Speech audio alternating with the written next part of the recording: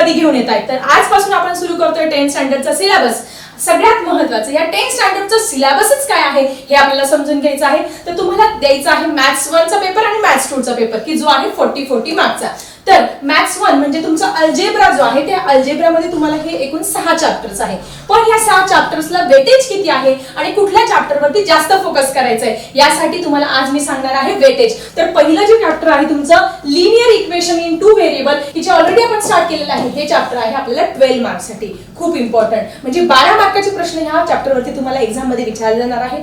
त्यानंतर quadratic equation हे पण आहे तुमचं 12 मार्क्ससाठी. त्यानंतर पुढचे जे चॅप्टर आहे म्हणजे 3, 4, 5 म्हणजे हे 8 मार्क्सला, हे 8 आणि हे 8 मार्क्सला आहे. आणि पुढे स्टॅटिस्टिक हे आहे तुमचं 12 मार्क्सला. म्हणजे तुम्हाला इन शॉर्ट फोकस कुठल्या चॅप्टरवर करायचा आहे तुमचं चॅप्टर नंबर 1, 2 आणि 6 की जे 12 मार्कला आहे. मग 12 1 जा 12, 12 2 जा 24, 12 3 जा 36 आणि हे 8 1 जा 8, 8 2 जा 16 आणि हे 24. आपण याची जर ऍडिशन केली तर होते तुमची 60. पण तुम्ही म्हणाल टीचर आम्हाला पेपर तर 40 मार्क्सचा आहे. तर हे विथ ऑप्शन तुम्हाला 60 मार्क्सचा आहे आणि विदाउट ऑप्शन तुम्हाला 40 मार्काचा पेपर लिहायचा आहे अल्जेब्राचा म्हणजे पार्ट 1 चा.